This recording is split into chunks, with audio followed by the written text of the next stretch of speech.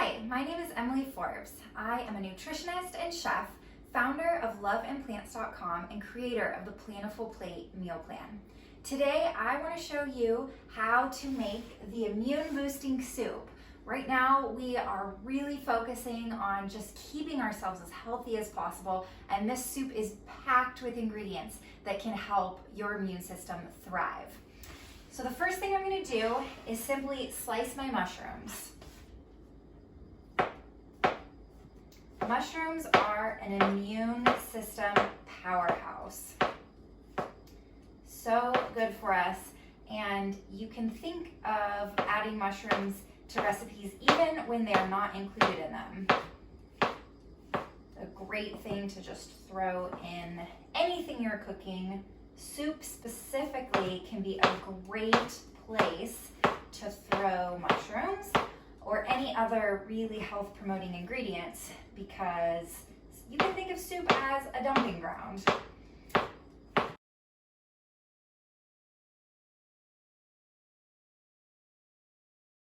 You can slice your mushrooms, you can dice your mushrooms up really fine, completely up to you and what your preference is.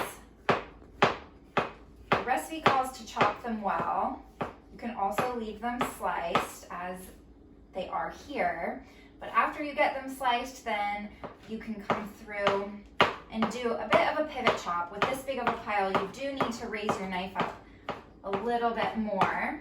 And then you can scoop them back together and chop, chop, chop until they're as chopped as you personally like them.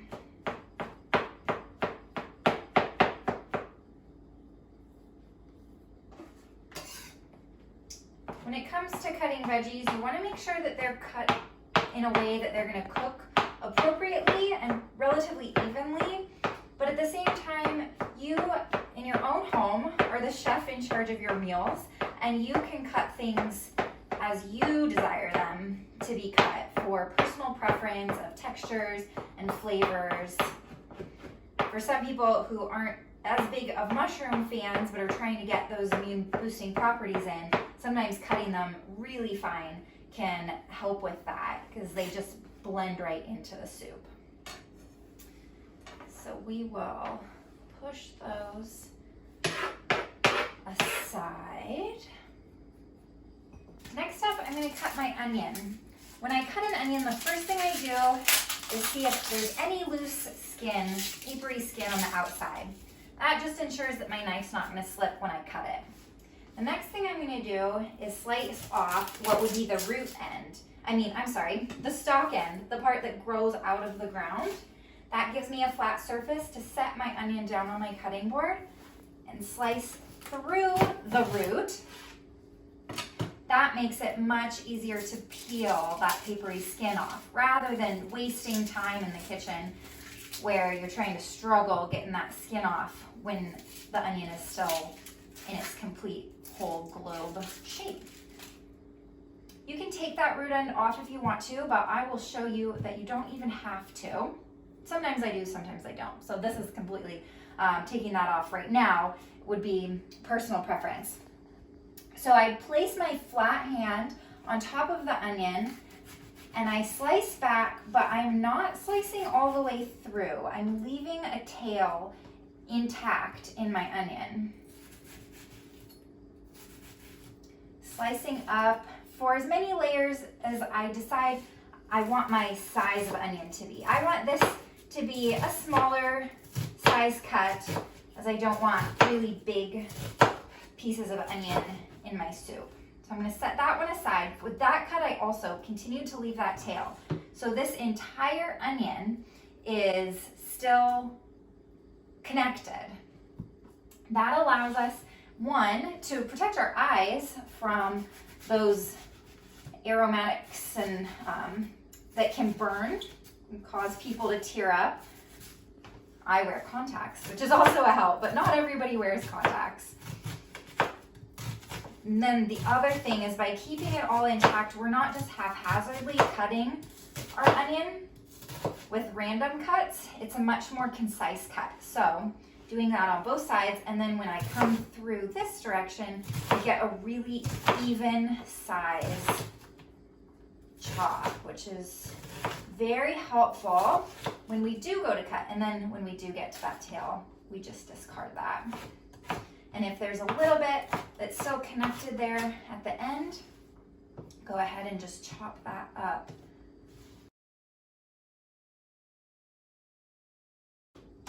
We'll dice our carrot, also something great to add to our scrap pile. Cut that in half.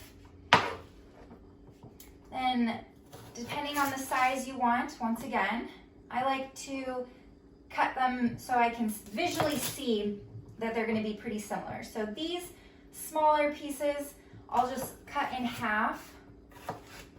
But the larger part of the carrot, since carrots are a tapered size vegetable, I'll cut in thirds. And you can line these up as many as you feel safe cutting. So that could be just 2, or it could be all of your pieces, and then come through to dice this up as well.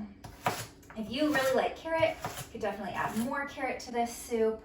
You could swap out veggies just depending on what you have available. It's completely up to you. Notice as well that I'm doing all of my cutting prep. So that is getting my ingredients into what I call mise en place. Just gonna break my garlic up. It's getting everything in its place so that when we do start cooking, it's all ready, and I'm not turning away from my hot pot with the potential of maybe overcooking something to start cutting something that wasn't ready yet. So I even have my quinoa measured, and we're just gonna get everything all ready to go before starting the cooking process. To help peel my garlic, little trick I have is to put a flat knife and just use my weight to crush it a little bit. That breaks the skin open, and when I go to peel it, it'll be much easier to get it off. I just want to encourage you to be doing as much cooking as you can. I know that during times like this, that can maybe feel like one more thing or a little overwhelming, but then at the same time, maybe you're feeling like you don't want to leave the house at all, so you are cooking a lot more. The more homemade food that we can get into our bodies, the healthier they are going to be. The more vegetables and plant-based foods we can get into our bodies, the healthier they're going to be. So that is truly what I am so passionate about doing, is helping people to figure out what and how to get those plants in a homemade fashion, and so that they taste good. I have had rave reviews from so many people about this soup, and I hope that you enjoy it as well. It looks like I have that little clove. Oh, that's kind of a not great clove of garlic, but it calls for 6 cloves. These are some pretty big cloves. I'm just gonna take off that bit of a woody root end of these, and then we'll just say that that's good. Garlic is amazing, antiviral, antibacterial, very immune boosting. So add as much garlic as you want to. Just for the sake of using what I already have out, I'm gonna use these large 4 cloves. Doing a similar technique as what I have done with the onion, I'm not cutting all the way through to that back side, and that's gonna allow me to start my mince in an easier fashion. And then turning this way and coming through quite quickly. You know, if you're really in your kitchen all the time, it gives you a chance to slowly increase how fast you're using your knife. And by the end of whatever it is that we're going through right now with our quarantine, who knows, you might have the fastest knife skills on the block. Get a neighbor involved, share this recipe with them, and maybe you can even practice together, getting really confident with your knife. So we'll remove our garlic a bit, creating room for our turmeric and our ginger. 2 more, very anti-inflammatory, great for digestion, great for your immune system. So I'm using the side of a spoon to peel these. It doesn't take a lot of the skin off as if you were using a knife or a vegetable peeler. Just takes that very thin skin off, which is what we want. There's nothing wrong with the skin. In fact, if I was blending in a high-powered blender, I often throw the whole piece in. But for this recipe, I don't want that extra kind of woody, fibrous texture that you can end up with. And if you've never used fresh turmeric, it's actually, as you can see, a similar type of color to a carrot, but it is grown, it's a root, like, well, so are carrots, but this is a root to a flowering plant, like ginger is, grown in more tropical and warm climates. We're gonna use this entire knob. I'm finding it at most grocery stores now. Some might not have it. Asian grocery stores often do if you are having trouble. We'll slice that woody side off.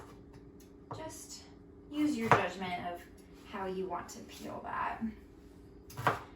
And I make some thin slices here.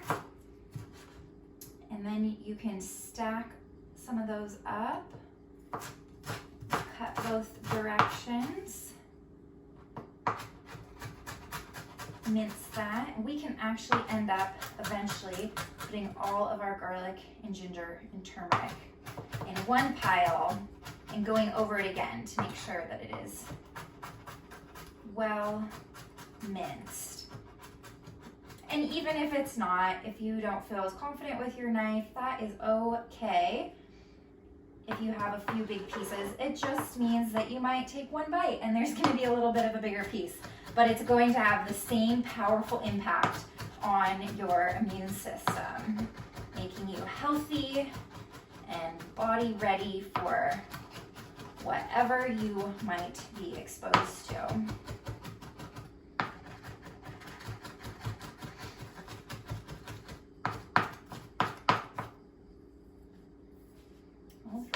Oh, that looks delicious. It's aromatic. I wish you could smell these delicious smells that I am smelling. I will not right now cut my kale and my cilantro because those are going to go in well enough later. So anytime that you are planning how to make your food, I would recommend taking a look at your recipe, reading through the ingredients, getting all of those out, reading through the instructions so you know what is coming. And then you can get started cooking. I'm going to turn my heat on to high. I'm not using any oil in my cooking. My recipes don't ever call for oil. Oil is very inflammatory, and I would be happy to go over with you how to do an oil-free saute. Basically, that's what we're going to be starting with. And the trick is heating your pan up first. I'm even using stainless steel. It's not nonstick. And we just want to see some water kind of dancing on the surface before we add our food. That'll create a natural nonstick surface. But by cooking with water instead of with oil, we are helping our immune system further by not adding that highly inflammatory food into our meal, which is awesome. Now you'll see that this is going to come together quite quickly after all of this is prepped. So it's a pretty quick recipe, and I love soups, especially if you're not wanting to cook every single day. I totally understand that. Honestly, neither do I. It's nice to just have healthy food in the fridge that I know I can pull out ready to eat. Soup is such a great option for that. It feeds large groups of people if you have a larger family. It also is something that freezes well or stores in the fridge well to just pull out and reheat individual servings during the week. All right, so I'm seeing some dancing on the surface of my pan. I'm gonna start adding my mushrooms and onions.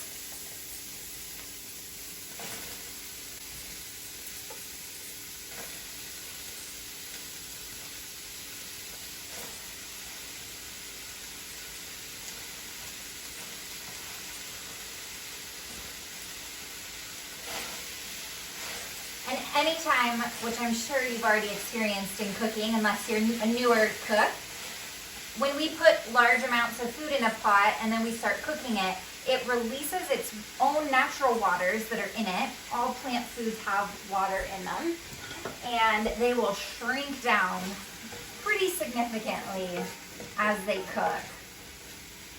Especially the mushrooms and onions are so flavorful that having them release their sugars and their liquid in them adds a lot of really yummy flavor as a base for our soup, even before adding the broth that we're going to add in just a little bit. You can let those just cook down a little. Stir every so often just to make sure they cook evenly, since they're not all touching the bottom of our pot. I would love for you to consider becoming a member of the Plentiful Plate meal plan. The meal plan offers you 3 new recipes every single Friday and a shopping list to go with those, plus bonus recipes. And on top of that, we have an amazing Facebook community where you can ask questions, post pictures. I do more video demonstrations such as this one, and it's just an opportunity for you to connect and be encouraged in your healthy plant-based cooking. The other thing that I'm offering currently for Plentiful Plate members is the opportunity to do a virtual kitchen call with me. That means you can sign up for a 15-minute time window where I will virtually come into your kitchen with you. We can talk through what you have on hand in your kitchen, so that if there are things that maybe don't fit into a recipe, or you're just not sure how to modify things, we can talk on a very individual basis so that you get the help that you desire. And this entire meal plan subscription is only $20 a month. You get 3 new recipes every single week and all of the added bonuses. So I would love for you to consider joining and becoming a member. It looks like we are getting some significant liquid release from our veggies here. So I am going to add my ginger, garlic, and turmeric. Yum. Lots of immune boosting right there. Now, we can boost our immune systems in the most powerful ways, not with pills, medicine, or supplements, but with the food that we eat multiple times a day. It is so incredibly powerful. So stir those in and let them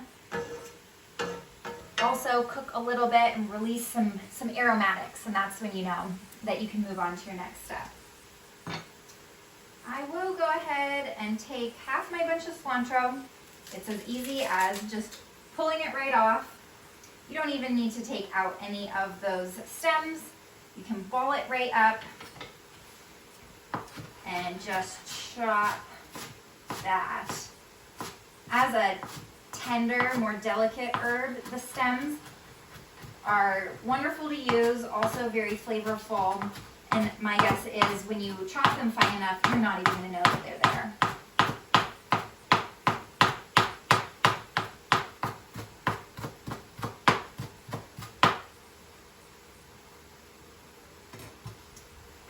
We'll go ahead and add our carrots.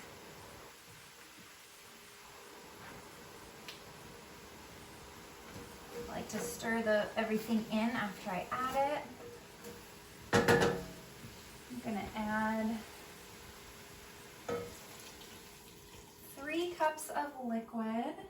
I'll add my quinoa. You could use another grain as well. Quinoa is a faster cooking grain. But if you have rice on hand, you could do rice instead. You're just going to want to cook it a little bit longer because rice, I recommend brown rice if you have it, does take longer to cook than quinoa. And the best way to know when it's done is just to take a little bit out and taste it. We're gonna add our cilantro, and then I'll add my broth.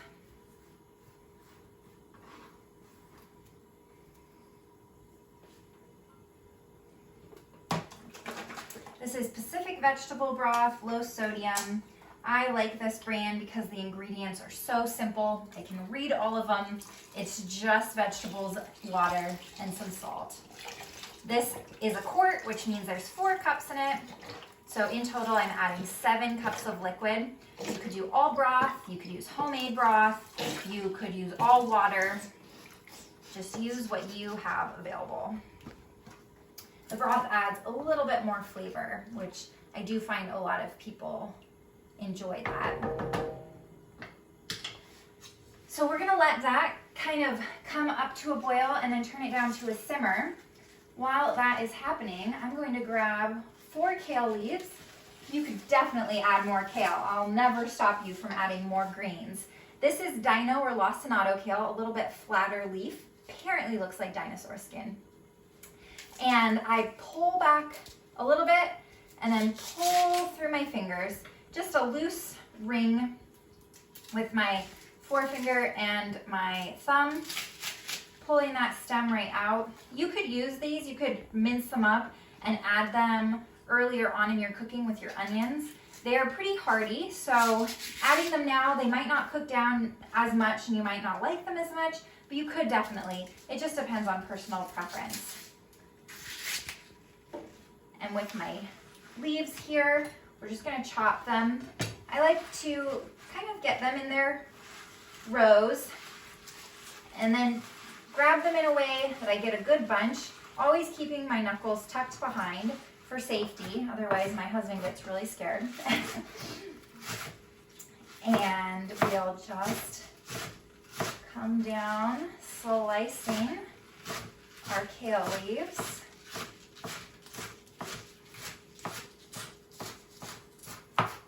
You can chop these to your desired size as well. If you like a larger kale, you could even just tear them and put them in. I add these towards the end because I don't like them to be overly cooked, but you could also add them right now and they'll cook down even more if you aren't the biggest kale fan. I am also somebody who would probably just go ahead and add the whole bunch, but today we'll just follow the recipe and use the 4 leaves that I originally called for. It would just thicken it up a little bit if you add more substance. It's a little bit of a brothy soup, but has great texture from everything else. So we're gonna bring that to a boil, then turn it down to a simmer. Cook it for about 10 to 15 minutes just to ensure that the quinoa is cooked, and then add our kale, and we will be ready to enjoy.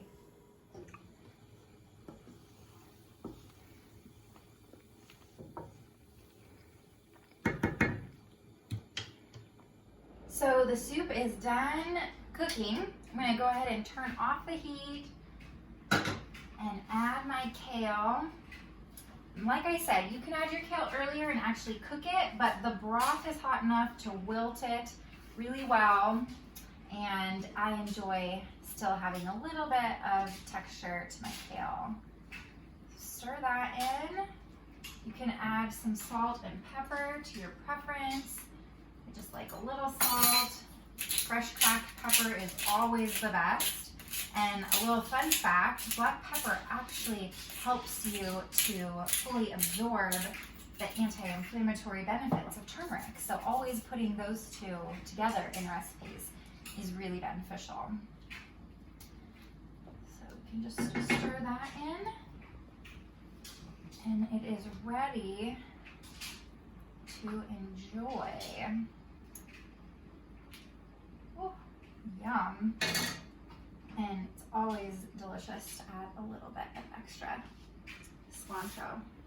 There we have it, immune boosting soup. Enjoy!